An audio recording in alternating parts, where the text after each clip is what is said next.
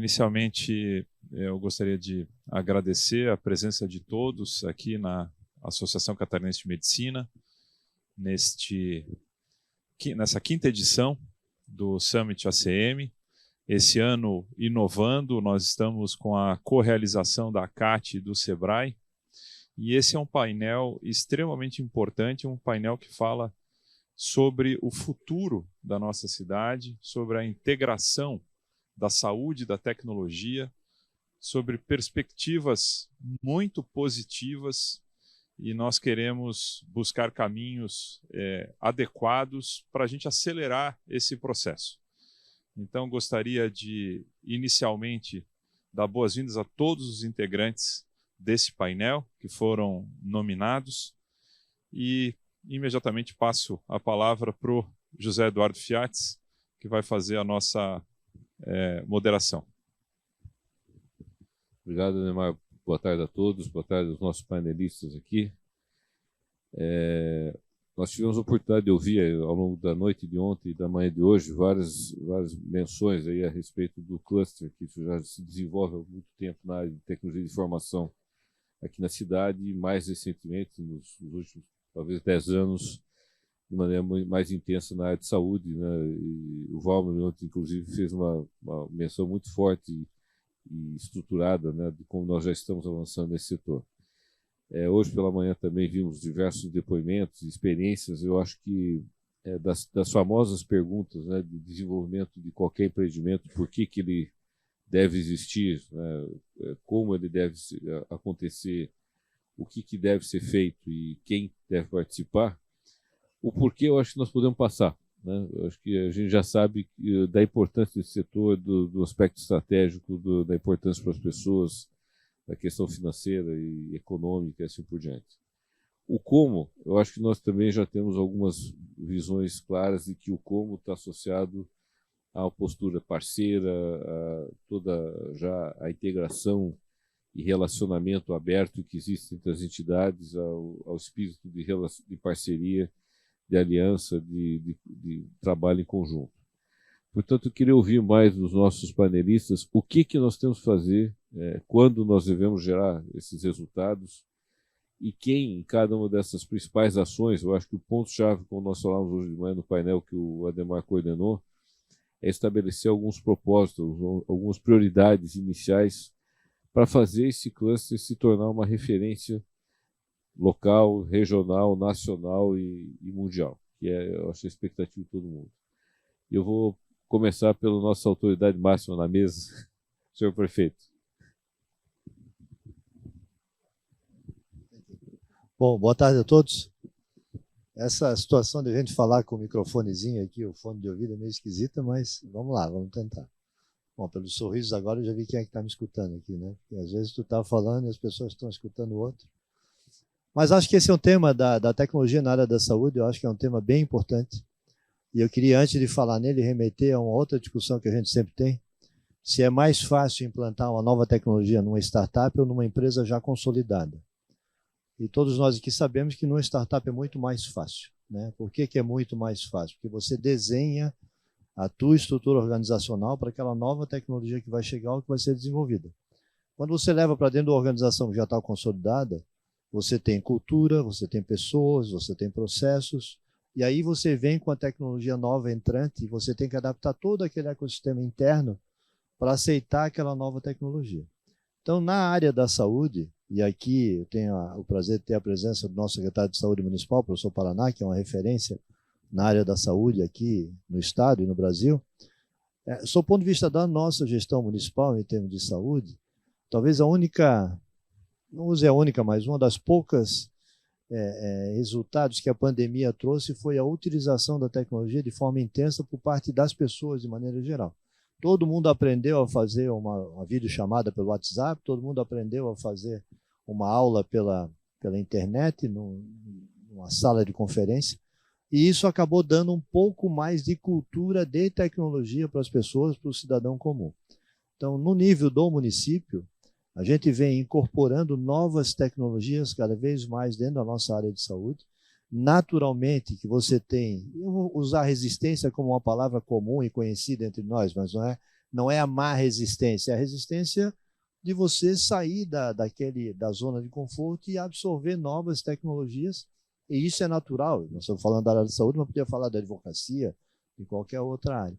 Então, você tem que aculturar primeiro as nossas estruturas em termos de município, usando Florianópolis como exemplo, para que essa tecnologia possa entrar de maneira produtiva. E outra coisa, ter esse olhar, né, Fiat, de que a boa tecnologia é aquela que faz alguma diferença na vida da pessoa, do usuário que está lá na ponta. E não só a tecnologia pela tecnologia. O que isso vai facilitar a vida do cidadão, que é o usuário do nosso sistema de saúde lá na prefeitura. E dou aqui alguns exemplos, que às vezes a gente esquece. Nesse meio aqui, talvez 100% das pessoas sejam usuários de tecnologia e altamente incluídos digitalmente. Mas a gente tem, talvez, eu chutaria 20%, 25%, 30% das pessoas que não são incluídas digital, pelo menos não nativamente. Nós temos na nossa rede de saúde municipal a facilidade de você marcar as suas consultas pelo WhatsApp. Cada pessoa tem o seu grupo de saúde da família, você pode mandar um zap lá pedindo para agendar uma consulta. O nosso agente de saúde vai lhe devolver, dizendo, olha, dia tal, tal hora, você tem a consulta marcada e tal. E aí eu passo, às vezes, na frente dos nossos centros de saúde, dos nossos postos de saúde, tem fila na porta do centro de saúde, e você diz, pô, mas para que tem fila na porta do centro de saúde? Primeiro, as pessoas marcam pelo WhatsApp e vão lá conferir para ver se está realmente marcado. Segundo, as pessoas não sabem usar o WhatsApp. Mas todo mundo sabe, prefeito. Não. Tem muita gente que não sabe usar o WhatsApp, prefere acordar às 5h30 da manhã para chegar às 6 horas na porta do centro de saúde, que só abre às 7 ou 8 horas da manhã. E aí você passa lá e você vê aquelas pessoas na frente do centro de saúde. Então, assim, nós temos um caminho grande de estudar a questão da tecnologia, sob o ponto de vista do processo inteiro, para saber em que pontos desse processo eu tenho um ponto de conexão com o usuário, e naquele ponto de conexão, eventualmente desatar determinados nós, seja de conhecimento, seja de tecnologia. Às vezes a pessoa não tem internet em casa, não consegue usar o WhatsApp em casa, então ela prefere sair no posto de saúde. E nós temos um esforço muito grande da nossa rede hoje de acolher essa pessoa que chega no posto de saúde e que não conseguiu marcar sua consulta pelo WhatsApp. E aí alguém aborda e diz, como é que eu posso te ajudar? Vem cá, deixa eu gravar aqui o número da sua equipe de saúde da família no teu WhatsApp, no teu telefone. Da próxima vez você manda para cá. Que é para você ir aos poucos aculturando as pessoas nessa área. Então eu vejo que esse é um tema absolutamente importante para a discussão, porque é um tema muito caro para todos nós, no sentido de que pode fazer uma diferença muito grande na vida de todo mundo. E depois que a gente resolver internamente na saúde, doutora Ademar, eu penso que esse é só um nó de todo o processo, porque a partir do momento que eu resolvo na saúde, eu gero informações que podem me ajudar na área da assistência social. Quando eu resolvo na assistência social, pode me ajudar na área da educação. E aí você tem, a partir de dados da saúde, a possibilidade de interferir em outras áreas do município. E eu sempre dou um exemplo, que parece um exemplo simples, mas é a nossa equipe de saúde da família que identifica na hora que a moça ficou grávida. Se ela sabe que a moça ficou grávida no mês de fevereiro e ela está 2 meses de gravidez, ela já pode saber que ela vai ganhar um neném lá em setembro.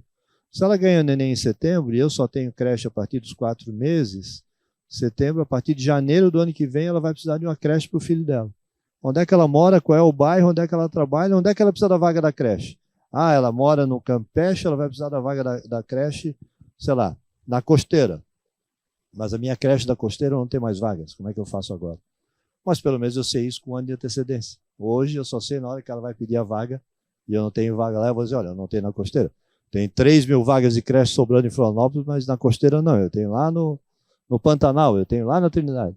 Então a integração da tecnologia na área da saúde, não só pela área da saúde, mas ela pode ajudar o município em muitas outras coisas. Desde que a gente vá resolvendo com paciência, com cuidado, porque do outro lado eu tenho ali um ser humano que não é 100% digital, você vai resolvendo esses pontos pelo meio do caminho. Essas são minhas considerações iniciais.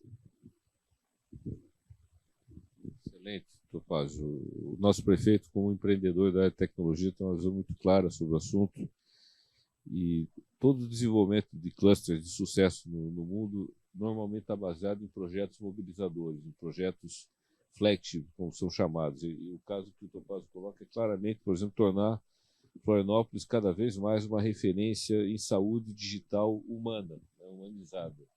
não só na sofisticação. E aí, Luca, eu queria ouvir de você um pouco, quer dizer, o Topazio coloca uma frente de atuação concreta, né, na questão da relação governo-cidadão, e você já foi presidente da Associação Comercial Industrial e agora está no SEBRAE. Sem dúvida, uma parte significativa desse processo de mobilização são as pequenas empresas, que podem atuar como provedores de solução, e eu vou deixar essa parte do Valmir falar um pouco mais, né? Mas que também são atores-chave para incorporar essas tecnologias, para ajudar nesse esforço de se tornar uma referência. Como é que nós podemos fazer para a nossa região, ou várias regiões do nosso estado, se transformarem em referência no uso, na prática, no protagonismo de serem situações de laboratório de aplicação no âmbito das pequenas empresas nessa área de saúde? Boa tarde, Fiates. Boa tarde, Ademar. Obrigado pelo convite. Boa tarde a todos. É uma pergunta bem interessante e estava ouvindo aqui o prefeito como isso impacta em todos os negócios possíveis, né? A gente fez, Fiates do SEBRAE, nos últimos meses, 12 mapeamentos de ecossistemas no estado de Santa Catarina, né? Junto com mais 6 que existem feitos por outras instituições, estamos falando aí de 18 mapeamentos. 80% dos mapeamentos que a gente fez, a vertical saúde aparece. Então, ela não é algo apenas de Florianópolis, ela aparece em várias regiões do estado. Essa é a primeira coisa de enxergar. Por que essas verticais aparecem? É porque as pessoas estão enxergando a saúde como né, dos sustentáculos dos negócios nos próximos anos, né? E quando se fala de saúde, não estamos só na essência, né, da função ou da atividade de saúde de um profissional da saúde. Estamos falando de todos os negócios correlatos a esse espaço em si. Porém, na sua pergunta, traz uma outra abordagem para a gente também. Hoje, uma discussão que a gente está fazendo é no perfil dos empreendedores, né? O que a gente está enxergando nos perfis dos empreendedores? Aí a gente está enxergando duas características, se a gente tentar simplificar para não estender a discussão, né? Uma, e eu nem vou me deter nessa, é as novas gerações que estão empreendendo. Eu vou deixar essa de lado, trata da tecnologia ou outro ambiente. Mas o que a gente está discutindo é uma outra coisa hoje, né? Uma geração acima dos 60 anos migrando de oportunidade de trabalho para empreender. E aí você fala, mas isso o que tem a ver? Eles vão empreender em saúde? Não. Eles vão precisar de saúde deles para poder empreender até os 80 anos, aos 90 anos de idade. Não? Então tem um impacto enorme no ambiente dos negócios quando você fala que, né, quando a gente abria negócio antigamente, né, antigamente é porque eu sou um cara muito antigo, tu precisava de um advogado e de um contador de confiança. Agora tu precisa do médico também de confiança. Porque a sequência do teu empreendimento vai depender da estrutura de saúde que você tem como pessoa, para os seus colaboradores, né? Nós estamos falando de burnout em todas as empresas nesse momento, né? Nós estamos falando de uma visão bem complexa da nossa vida hoje. Então tem um senso de oportunidade muito grande. E aí, finalizando, o que nós estamos enxergando é que essa vertical, esse tema saúde, ele será parte dos negócios, independente se eles estão no ramo de saúde ou não. As pequenas empresas serão muito consumidoras de serviço disso, o tempo todo, de produtos e serviços, e ao mesmo tempo elas serão também promotoras disso, né? Onde você quase já começa a perceber que você enxerga serviços tradicionais incluídos no processo de saúde. Então tem um campo muito grande nisso. E aí é uma provocação também, né, para que aqueles que são da saúde, que enxerguem o conceito de ecossistema, né, como algo que você olha para fora e não para dentro. Então, o grande desafio quando alguém escolhe uma vertical de saúde, né, Valmir, é enxergar todo o resto que tem, menos a saúde, né? Eu sempre brinco, se você está na vertical de saúde, tu tem que ir em evento que não é de saúde também, para enxergar o que tem fora dos seus eventos assim, como oportunidades. Acho que aqui tem uma conexão muito grande dos ecossistemas. E aí, finalizo acreditando que a vertical saúde como oportunidade do ecossistema não será só de Florianópolis, será do estado de Santa Catarina. Mas Florianópolis pode liderar o processo pelo adiantado que já tem hoje em termos de empresa, negócios e da própria condição econômica e educacional da população. Fantástico, Luque. Essa visão do ter saúde para empreender coloca, de fato, a saúde como um fator de competitividade das empresas, tanto quanto gestão, tecnologia, conhecimento e assim por diante, né? E particularmente no caso das pequenas empresas, se você tem, às vezes, um colaborador fora da ação por conta do plano de saúde, você está falando, às vezes, de 30% da força de trabalho daquela empresa, né? Então, tem um papel absolutamente chave nesse sentido. E aí, Sandy, o SESI, por exemplo, quando foi criado em 1952, tinha essa missão de contribuir com a questão social e de saúde, mas nós tínhamos um perfil de população completamente diferente, um perfil de trabalhador, de indústria completamente diferente, uma demografia, uma faixa etária absolutamente distinta do que nós temos hoje. Tanto do ponto de vista, né, de formação, de idade, como também de complexidade da indústria, que hoje é muito maior. Como é que a questão da saúde afeta o setor industrial e como é que, por exemplo, é possível atuar no sentido de aumentar a produtividade, criatividade e a produtividade em particular? Eu tenho enfatizado isso, nós temos uma produtividade ainda no Brasil que está na ordem de 40% da média dos países semelhantes aos nossos, como Turquia, Polônia, Irlanda, Coreia, etc. Isso, se a gente comparar com Suíça, Alemanha, etc., nós estamos abaixo da metade da produtividade. E muito dessa produtividade não é só tecnologia e conhecimento, é também saúde. Como é que a gente ataca isso para melhorar a produtividade do país? Bom, hoje eu conversava até de manhã, boa tarde, né? Boa tarde a todos que estão nos assistindo também no ambiente virtual que ficará disponível e a todos os presentes. Esse é um tema extremamente relevante, né? Principalmente no nosso país, que é um país que está ainda em desenvolvimento e passa por um processo de transição demográfica muito acelerado, muito mais acelerado que países desenvolvidos, por exemplo, da Europa passaram. Isso traz alguns desafios, né? A primeira notícia é muito boa, né? Que nós estamos vivendo mais, né? No entanto, certamente, eu costumo falar, né? Se você viver 100 anos, em algum momento você vai ter uma doença crônica. Então, um grande desafio é a gente trabalhar para promoção da saúde, para prevenção de doenças, para que as pessoas coloquem, tenham uma doença crônica o mais tarde possível, né? E certamente, se a gente levar isso, geralmente traçando numa linha, né? A gente tem uma população saudável, eu começo a ter alguns fatores de risco, eu tenho uma doença crônica, mais ou menos essa é a linha, a sequência, né, que se segue. Então, o que eu tenho que fazer, dado o processo de longevidade que nós estamos fazendo, é pensar em estratégias para manter a população o mais tempo possível saudável e, portanto, certamente, como consequência, né, produtiva. Esse não é um desafio trivial, perpassa por questões educacionais que a gente ainda enfrenta. Então, eu vejo muito uma linha de um processo de letramento em saúde, de entendimento de como o sistema de saúde funciona, e uma outra linha do próprio sistema de saúde se organizando para também apoiar esse usuário na caminhada dele no sistema, né? E aí eu trago aqui o processo de fragmentação das atenções como um ponto de atenção, né?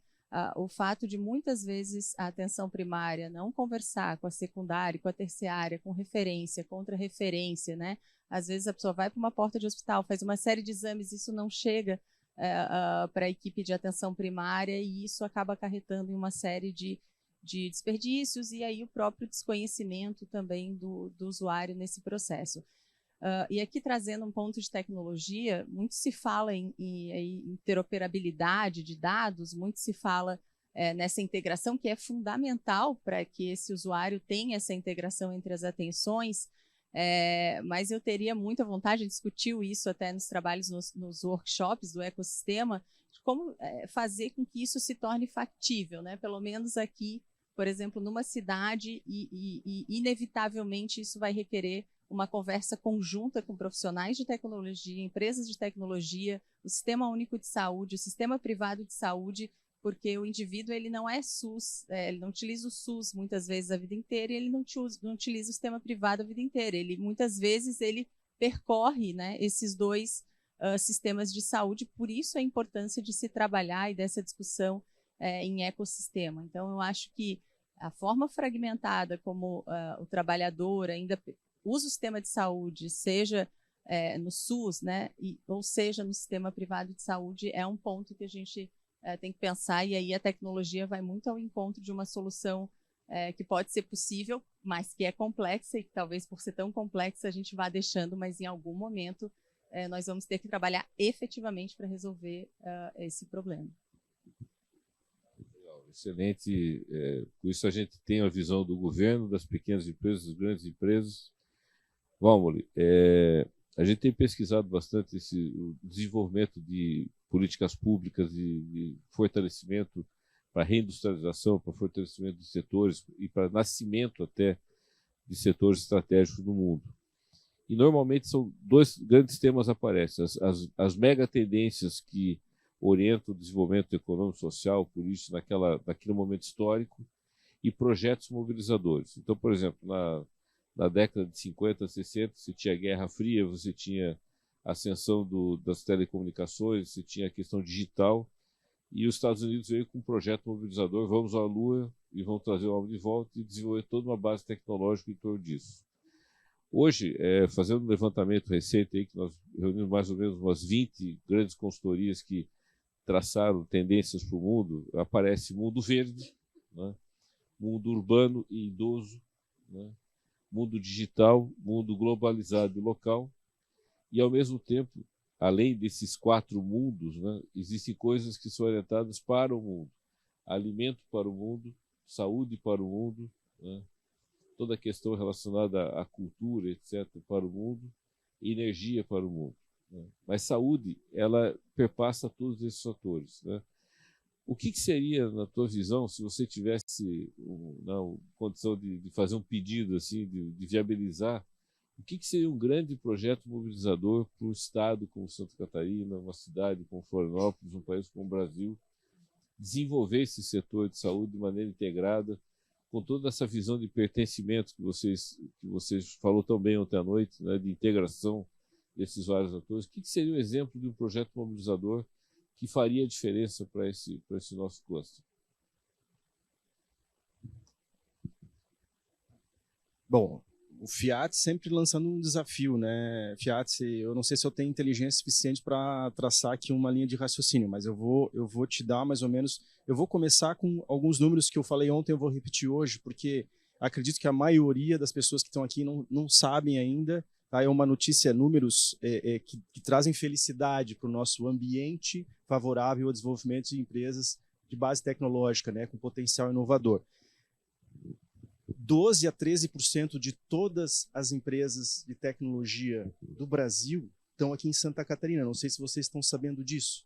Tá? Nós temos só 7 milhões de habitantes aqui. Né?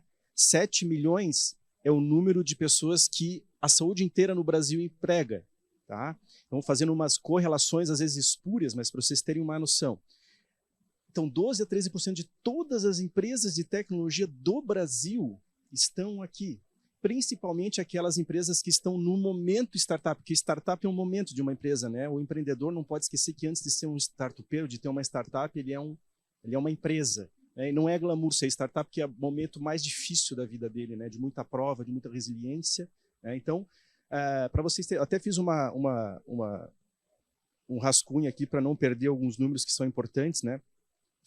O crescimento desse setor de 2016 a 2021 aqui em Santa Catarina foi em torno de 90% do setor de tecnologia. Isso é um faturamento de 20 bilhões no estado e é o maior faturamento de Florianópolis do setor hoje. Né? A gente quer bater 10% do faturamento do estado, aí, do PIB do estado, no setor de tecnologia até 2030. É uma meta nossa, né? Que está conectado com a pergunta que o Fiat fez. Tá? Entre 2015 e 2020, o Estado teve investimentos no setor em torno de 90 milhões de reais. Só em 2021, pessoal, para ver como isso cresceu, a gente teve 6,7 bilhões de investimento no Estado nesse setor. Tá? Então, quer dizer o seguinte, que esses 30 e quantos anos, né, Fiat? 36 anos que o Fiat começou já lá naquela época, né, a acompanhar esse setor, são 36 anos de trabalho de um ambiente organicamente se desenvolvendo, agora trazendo o resultado real, porque é muito difícil, a gente tem uma questão de geografia também, né? A gente está longe da Faria Lima, assim como a Faria Lima está longe do Vale do Silício.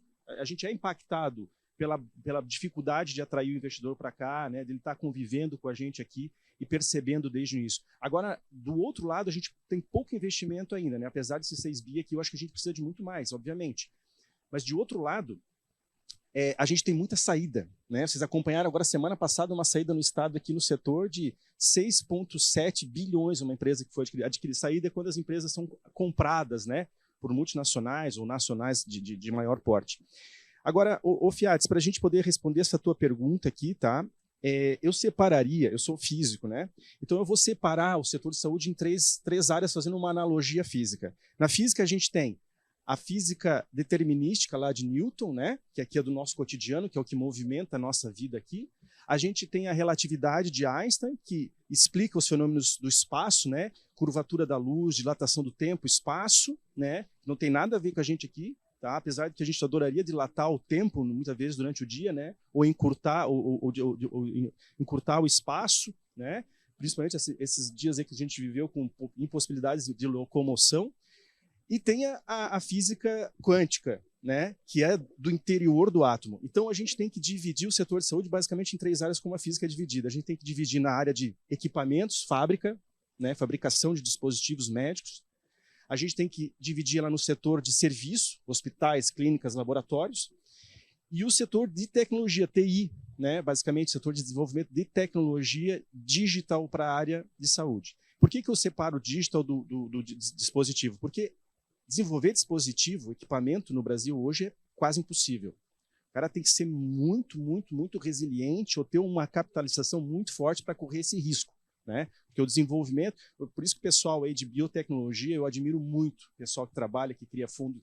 Cara, são um pessoal assim, que realmente tem que admirar, porque eles estão se envolvendo com um desenvolvimento da tecnologia de altíssimo risco, porém o potencial retorno é absolutamente maior do que software. Né? Se a gente quer ter um dia um unicórnio, né, no nosso setor de saúde no Brasil, vai ser biotech, basicamente vai ser esse o caminho. Tá? E, então, a parte digital é o cara que tem um software. Então, acho que essas 3 áreas a gente tem que dividir para começar a mapear, né? O que a gente precisa no setor de dispositivo, do meu ponto de vista, para favorecer, né? Primeiro, né, Fiat, eu acho que a gente tem que, como Estado, política de Estado, mapear tudo que a gente tem aqui. Porque eu vejo um movimento constante das empresas saindo do seu estado, vindo para cá. Esses números que eu falei aqui de 12% de todas as empresas de tecnologia aqui é reflexo disso. Não são todas CNPJs de catarinenses empreendedores. É CNPJ de gaúcho empreendedor, que é o que mais tem, né? PJ de paulista empreendedor, do norte e nordeste, pessoal, tem um grande movimento do norte e nordeste vindo para cá, né? Para quê? Para fazer parte desse pertencimento que a gente criou aqui, dessas portas abertas, né? Aqui não tem grupinhos, né? Aqui é todo mundo trabalhando junto, é colaboração, que a gente falou ontem na abertura aqui, né?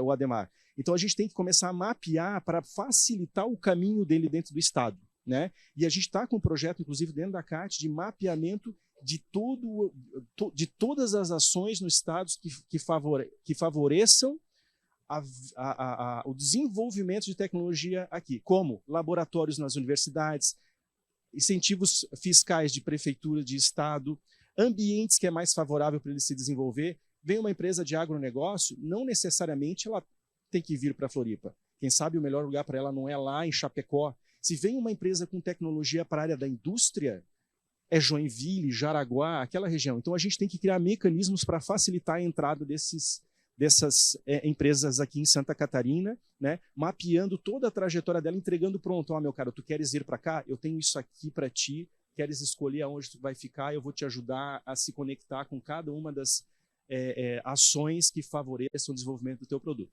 Então, essa área do digital, basicamente. Hardware, que a gente já conversou sobre isso, né, Fiat? Qual é o grande problema de um empreendedor, do startupeiro, de um jovem ou a idade é indiferente hoje em dia, né? Eu vejo empreendedores aí com 70 anos de idade. Recentemente, um dos maiores projetos que está tendo visibilidade internacional aí é do Sérgio Mascarenhas, um paulista, um físico, que aos 80 anos de idade desenvolveu um problema de saúde dele, né? Da parte de... Ele fez um sistema não invasivo para diminuir a pressão do cérebro, né? Que, inclusive, o astronauta tem isso quando vai para o estado, a NASA adorou para conectar com o astronauta, então não tem idade para empreender. Então, para o setor de desenvolvimento de produto, de hardware, a gente tem que ter fábricas compartilhadas. Que é maior, onde que o empreendedor quebra? Na hora que está desenvolvendo uma prótese, um aparelho auditivo, um sistema para monitoramento cardíaco, se a fome com implantes, não sei, a gente tem vários aqui. Substituir, inclusive, a endoprótese, né, com grampinho e tal, que a gente tem projeto aqui, onde ele morre na hora da BPF, de construir a fábrica, de começar a produzir, entendeu? Porque o mercado de investimento, venture capital, que normalmente, que o anjo já não dá mais conta ali da conta, ele tem que ir para um VC, alguma coisa assim. O Brasil não tem esse capital de risco tão arriscado de meter a grana ali para fazer validar. Então, compartilhamento de fábrica é, de alguma forma, subsidiado num primeiro momento e depois ele devolvendo isso para a sociedade, seja doando aparelho para o hospital, ou sei lá o que, aí se constrói. Eu acho que é uma situação. E na parte de serviço, que é hospital, clínica, melhorar a qualificação do gestor. Tá? Santa Catarina está muito evoluído nesse aspecto, né? Os nossos gestores aqui, é por isso que a gente tem uma sustentabilidade um pouco mais interessante no estado, mas a gente precisa melhorar do entendimento deles sobre o que é tecnologia. A nata dos hospitais do Brasil, que são os sócios da ANAP, Fiats, investem em tecnologia da informação, daí eu estou falando só de digital, né? Só 5% do seu faturamento. Então a gente tem uma margem gigante ali para explorar, só que vai muito da qualificação, do entendimento desse gestor do setor de serviço, né? E aí eu estou assumindo também uma responsabilidade nossa, do nosso empreendedor do setor de tecnologia, melhorar o seu discurso na hora de vender o seu produto. Tá? Então eu colocaria isso na mesa para a gente começar a trabalhar. Show. Que bom que está sendo gravado, né, Ademar? Porque já temos um guia espetacular aqui. O Valmir, como sempre, foi super assertivo nas colocações. Portanto, nós temos aqui o porquê, já mais ou menos claro, como tem que ser feito, o que tem que ser feito. E aí tem os quens, né? Os quens são vários atores, mas um quem fundamental é exatamente o médico, né, Ademar? E o médico, naturalmente, ele já nasce num ambiente de tecnologia, porque a medicina certamente é uma das profissões mais relacionadas com tecnologia, com inovação o tempo todo, mas ao mesmo tempo ele tradicionalmente enxerga o empreendedorismo inovador como alguma coisa distante, né? E a ACM está fazendo um esforço muito grande ao longo dos últimos anos e de maneira concreta, integrada aos vários atores, para trazer esse quem para o jogo, né? O que tem que ser feito de cada vez mais de maneira intensa para que a medicina se integre cada vez mais com esse esforço de um cluster de saúde? Bom, Fiats, primeiro é isso que a gente está fazendo aqui, né? Acho que esse é o primeiro passo, é não viver isolado, né? A medicina ela é extremamente complexa, demanda muita dedicação, dadas as responsabilidades dos erros que isso pode, se você não estiver muito bem preparado. Mas a gente vive num mundo que está diferente, né? A medicina sempre incorporou tecnologia, sempre, ao longo da sua história. Não é à toa que hoje nós temos aí ressonância magnética, anestesia de alta performance, cirurgia robótica e tantas outras coisas que eu ia passar aqui o dia inteiro falando. Mas o que mudou com a transformação digital? A velocidade de incorporação da inovação. E o médico, pelo perfil de preocupação com o paciente, com o perfil da curva de validação do uso de determinadas tecnologias ser mais longa, porque existem questões éticas, existem questões de validação de risco para quem está utilizando. Então, existe uma curva de validação. E na medicina, quando a gente conversa com quem é da área digital, da área tech, da área de empreendimento, da área de engenharia, todo mundo é muito ávido por novidade, é muito empolgado com a novidade. O médico, em geral, ele é um pouco mais desconfiado com novidade. Porque a gente vê muitas coisas que parecem ser muito boas no começo, e aí quando os estudos clínicos se desenvolvem, quando a gente vai avaliar o que o paciente realmente foi beneficiado, não era bem assim. Então, essa responsabilidade muda. Só que o que está mudando? Hoje, não dá mais tempo de você esperar alguém em algum lugar fazer isso. Você tem que estar participando desse movimento de uma maneira mais ativa, de uma maneira mais proativa. Desde o início da ideia até a concepção da ideia, até o desenvolvimento, o teste clínico. Para você seguir essa velocidade, você tem que ajudar a acelerar isso. Você não pode o empreendedor desenvolver tudo sozinho, depois de 2 anos de desenvolvimento, ir lá testar com o médico e descobrir que tem um problema regulatório, que tem uma questão ética, que aquilo pode gerar um mal para o paciente. Não dá mais, a gente não tem mais tempo para isso, né? Então, eu acho que é essencial essa integração, e é por isso que a gente tem esse esforço de integração, é justamente para estimular cada vez mais essa integração entre o ambiente de empreendedorismo, aprender a gerir, entender as dificuldades do setor público, ter integração de quem contrata os planos de saúde, de quem financia o sistema, trazer o meio digital como parceiro, não ter barreiras, tirar um pouco desse preconceito às vezes. Agora, mas eu queria trazer uma coisa aqui, a gente está muito atrasado ainda. A gente precisa acelerar muito mais essa transformação. A gente está atrasado, tá? Porque assim, todo mundo adora falar, mas às vezes eu acho que as pessoas não são 100% sinceras quando falam que saúde é prioridade. Porque prioridade é agenda e orçamento. Se você não dá nem agenda e nem orçamento, não venha me convencer que é prioridade, porque não é. Então eu acho que a pandemia trouxe a questão da agenda. Eu acho que está mais presente na agenda a saúde com a pandemia. Isso eu até concordo. Não na agenda de todas as empresas, não na agenda de todas as pessoas, não na agenda, mas aumentou. Agora a gente tem outro desafio, que é orçamento. A gente precisa investir de maneira séria nisso.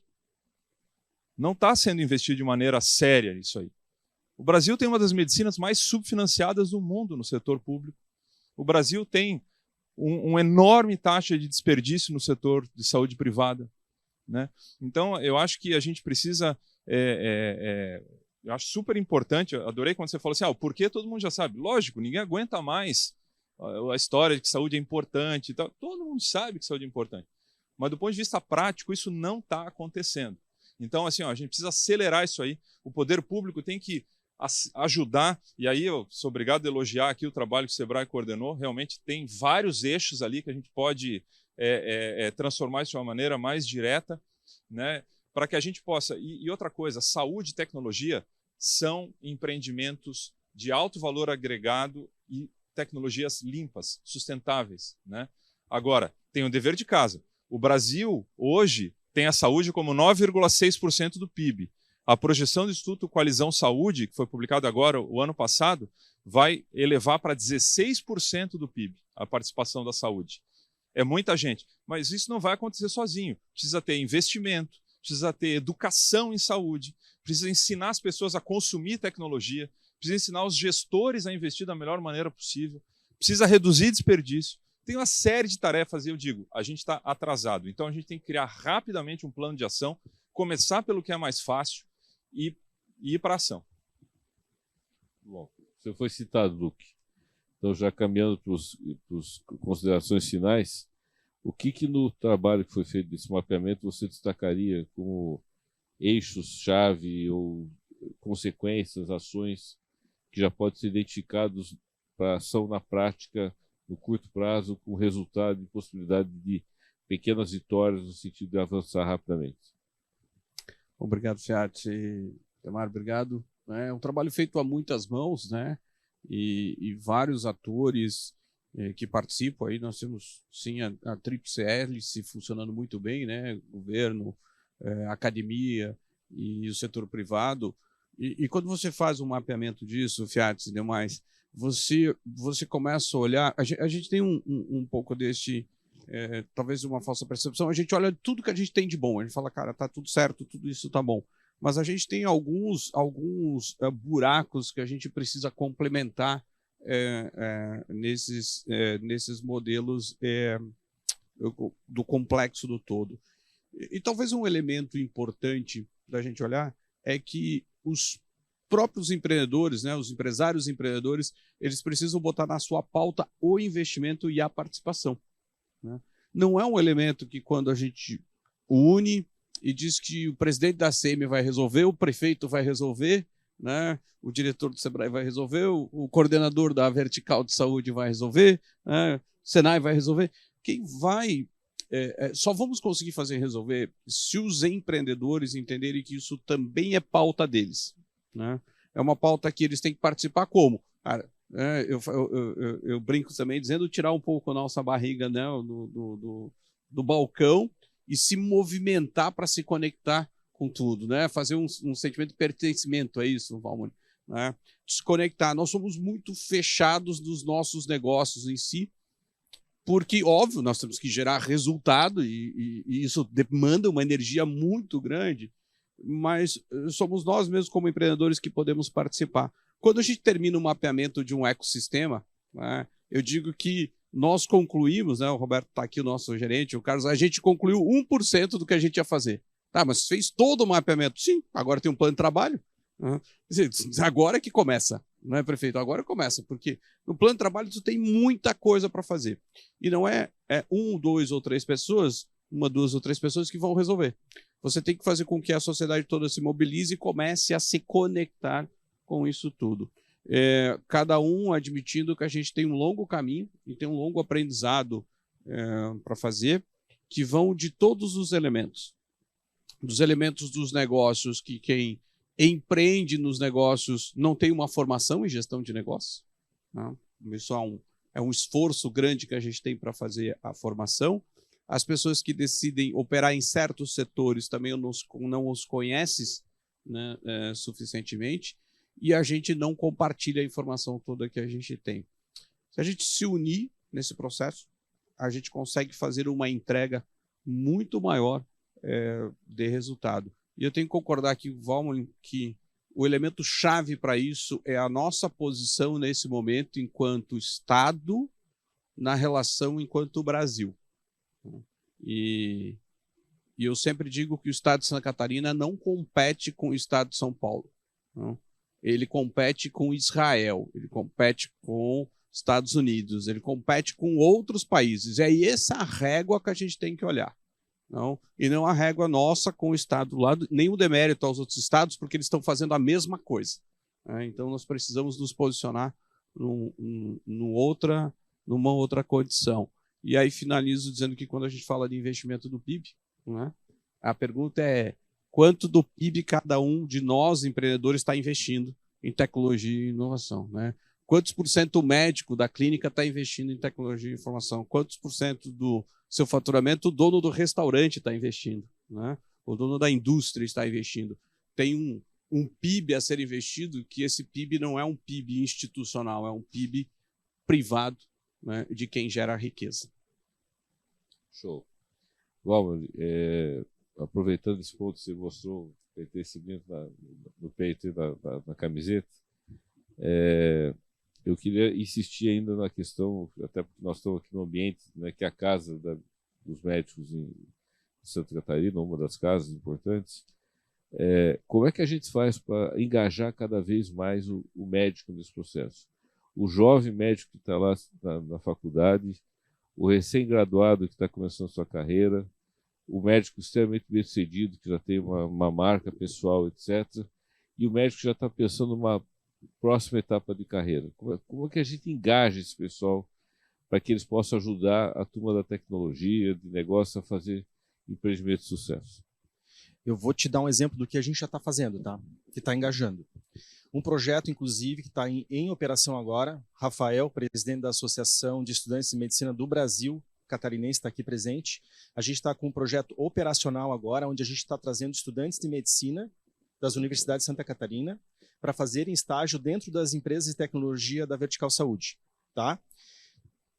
30% dos estudantes de medicina não querem ser médicos, certo? Eles querem para uma outra área, e a área de tecnologia é uma das que mais atrai. Então, a gente já está fazendo um trabalho nesse sentido, a gente está isso em operação. Eu vou contratar semana que vem, inclusive, uma estagiária para a minha empresa dentro desse projeto. Então, essa é uma das ações.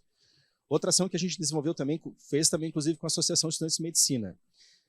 Qualificar o estudante de medicina sobre o que é o setor de tecnologia. Às vezes, muitos deles, inclusive, já têm uma família que pode lhe dar uma condição de vida melhor, inclusive um aporte para ele começar a entrar nesse setor, né, como investidor anjo.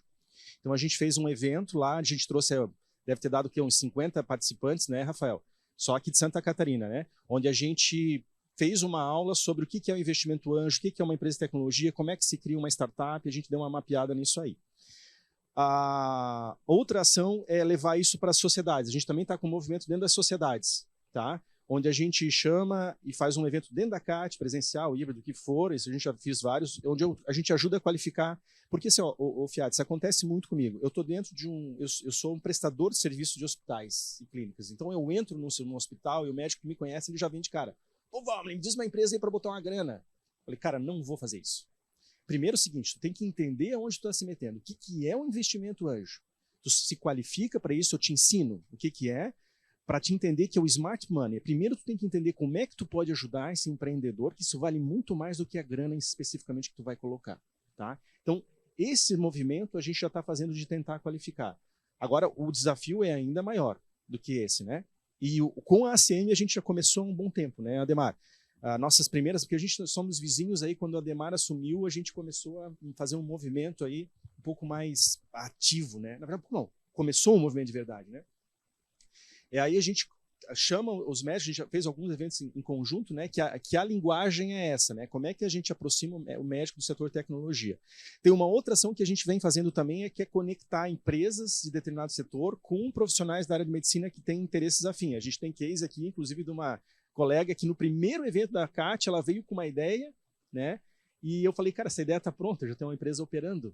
Conectei os dois, ela virou diretora médica, entendeu? Então a gente faz, mas assim, ó, infelizmente é muito pingado, né, Ademar? A gente faz isso muito pingado. A gente tem que criar uma metodologia um pouco mais estruturada, né, para fazer isso aí. Dentro da Vertical Saúde eu venho fazendo outro movimento. Ontem a gente teve uma reunião de vertical ordinária. Eu levei 5 executivos. Eu convidei 10. Foram 5, tá? Às vezes eu mando para um colega e ele acha que é spam, que eu estou mandando. Não, quando eu convido, eu estou convidando você, né? O cidadão nominado, né? Para irem lá, para entender qual que é o movimento. Porque é parte do movimento de entendimento. Por isso que eu falei que o grande problema de serviço incorporar tecnologia é o gestor, né? E o cara que tem poder de decisão dentro da clínica, o hospital, entender do setor tecnologia. E lembrar que o seguinte, como qualquer movimento, tem que ter investimento, tem que ter grana. Né? Aí, às vezes o cara chora, não, Val, porra, mas não dá, não tem como vir aqui fazer um laboratório, testar aqui, cara, porque não estamos... Pô, daí o cara sai com um carro de 800 mil reais, meu. Tu não vai ver um empreendedor de startup pedindo, né, saindo com... Não é assim, cara. A gente tem, então, se a gente é empreendedor, se eu sou dono do negócio, eu tenho que ter algumas privações para validar, para lá na frente colher, entendeu? Então, isso aí tem que entender também, né? Mas isso é muito movimento de classe. Isso para o empreendedor, lá, o startupeiro que está vestindo a camisa para encarar isso, ele sabe disso. Às vezes, um profissional de uma outra área que já tem uma certa garantia pós-graduação, de uma estabilidade financeira e tudo mais, é muito difícil retrair ele, puxar de volta para cá, vamos começar tudo de novo. Né? Então, é complicado. Mas a gente já vem com alguns movimentos nesse sentido. Legal. Ademar, já aproveitando que você vai fazer o fechamento das suas observações e comentários sobre essa questão, eu tenho até citado várias vezes, você costuma me chamar a atenção de que por exemplo, um empreendedor, um cara do agronegócio, etc., muitas vezes ele enxerga formar um filho médico como uma grande realização e ele não tem, às vezes, até a limitação de colocar um investimento, etc., né? Para transformar isso aí numa frente de trabalho. Ao mesmo tempo, nós estamos formando muito médico no Brasil, né? Tem uma série de críticas, inclusive, de sociedades médicas. Você já participou de debates sobre esse tema, etc. Dá para pensar em, talvez, até, como vocês falaram, criar algumas alternativas profissionais para esses profissionais que estão sendo formados, vinculadas diretamente à questão da tecnologia, dos negócios, etc.? Existe, Fiat. E eu queria chamar a atenção para algumas questões importantes aqui. A crítica não é a formação de muitos médicos, mas sim você formar médicos muito mal, que é isso que acontece. E essa formar muito mal não é uma exclusividade da medicina, não.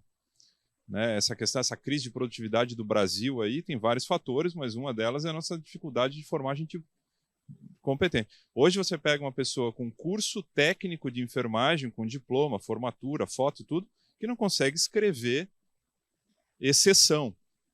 Né? Se perguntar quanto que é 5 vezes 6, não sai. Então, assim, a gente tem que melhorar a formação das pessoas urgente, senão não vai desenvolver esse país. Medicina, ela é muito ligada com o desenvolvimento econômico como um todo.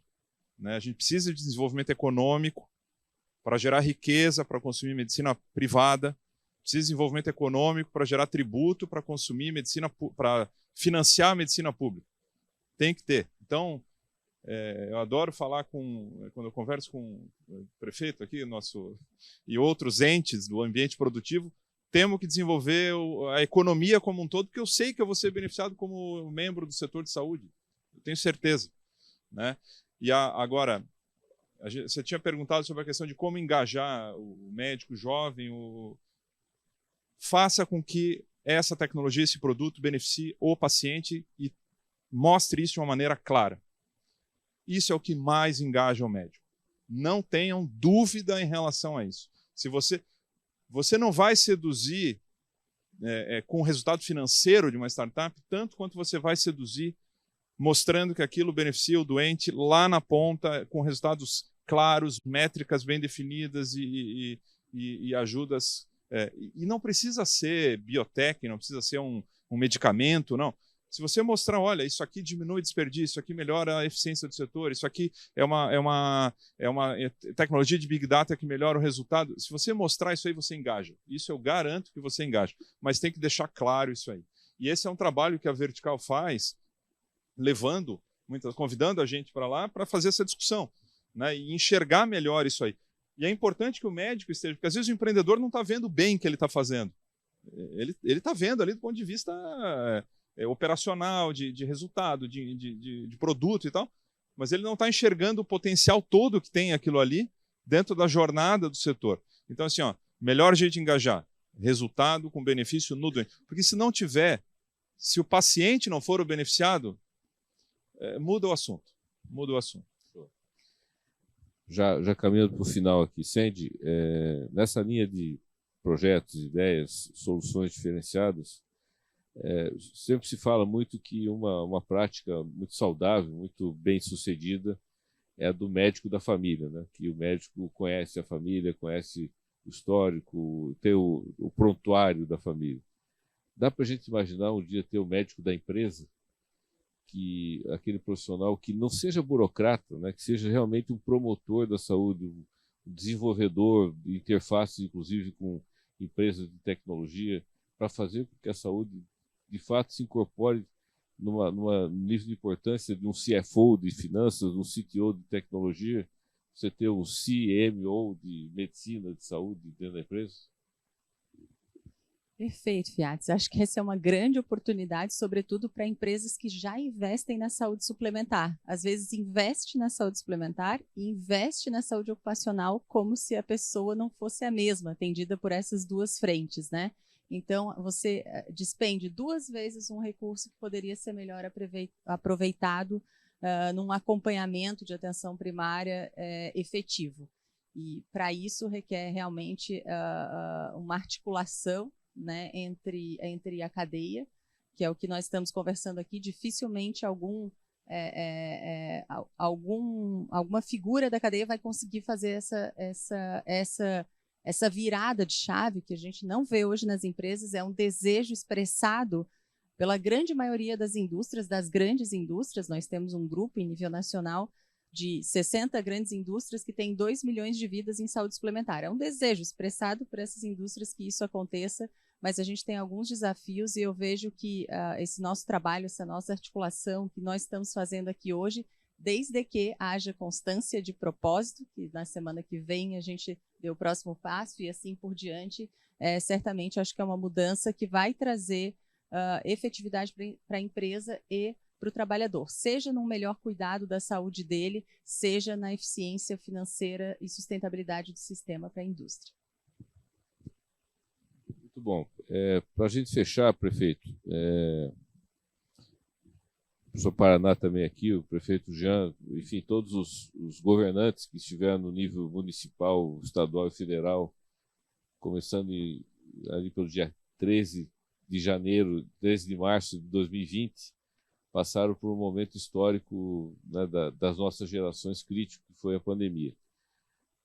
A pandemia fez com que o tema saúde passasse a ser transversal a todas as outras áreas, e ao mesmo tempo que as outras áreas contribuíssem de alguma maneira para a temática da saúde. A gente tem a questão, né, dos orçamentos vinculados à saúde, né, e muitas vezes eles não são tão bem utilizados, né?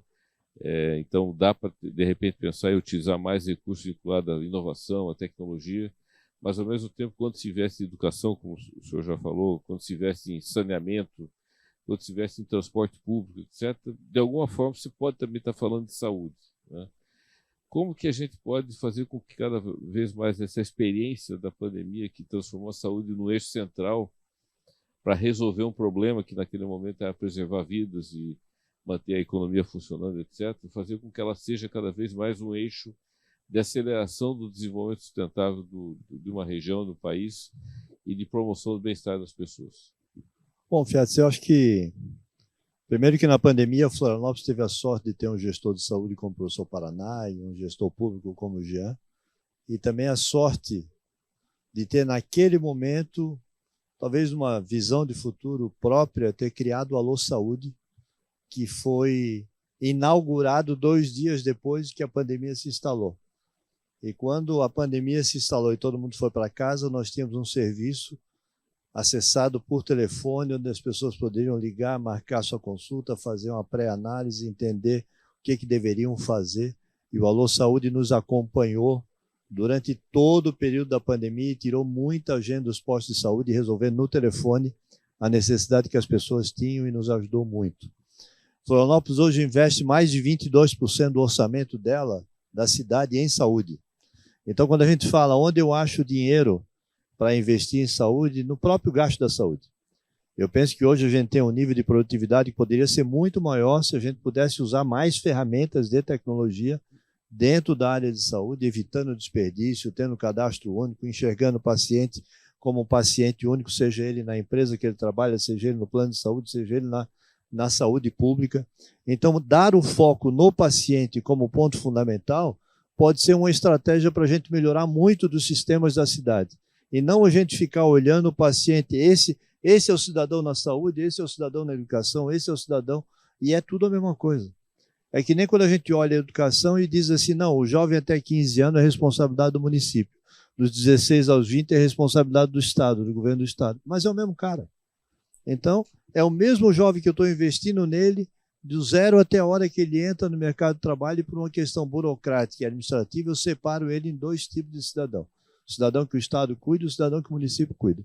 Então, acho que a gente tem que se voltar um pouco mais e passar a olhar o cidadão como centro de atenção, e não os sistemas como centro de atenção, e o cidadão como um ente que vai migrando de sistema para sistema.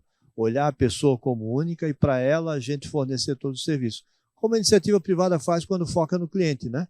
A gente, quando monta um negócio, olha o cliente e foca no cliente, você cria a solução para ela. E no poder público, acho que você tem que olhar o cidadão e criar para o cidadão aquilo que ele precisa, que vai fazer a diferença na vida dele. E os sistemas têm que trabalhar em prol do cidadão, e não o sistema trabalhar para ele mesmo. Então, eu penso que essa discussão aqui, para mim, foi extremamente rica, extremamente importante. Eu acho que quem nos ouviu aí também tem uma série de insights com relação a isso. E os investimentos na área da saúde, eles não são pequenos. Talvez eles sejam mal aproveitados de alguma forma e a gente tenha muito desperdício na área da saúde. Quando você tem uma não assistência à consulta marcada de 20%, 25%, imagina o que é você pagar a sua força médica 20% do tempo dela para estar parada no consultório esperando que o paciente não veio para a consulta, né? O que eu faço com esse dinheiro todo?